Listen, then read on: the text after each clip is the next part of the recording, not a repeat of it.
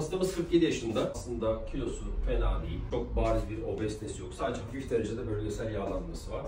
Orlama ve orta derecede uyku apnesi hastalığı var.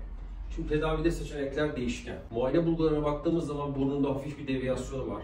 Küçük dilde ve damakta biraz sarkma var. İlk kökünde biraz sarkma var.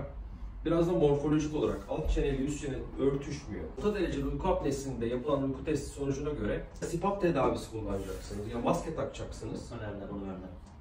Maske ile %100 tedaviye ulaşırsınız. Eğer cerrahi tedavi olursanız horlama ile ilgili sesi keseriz ama apneyi, uyku apnesini tamamen yok edemeyebiliriz. Ancak şunu vurgulamak istiyorum. Bizim meslekte hastalık hastaya özgüdür. Bu cümlelerimi sizin için kuruyorum. Ahmet için başka, Mehmet için başka. O yüzden hep böyle kıyaslıyor hastalarımız birbirleriyle. Herkesin tedavisi, muayene bulguları ve uyku testi sonucuna göre kendine özgüdür.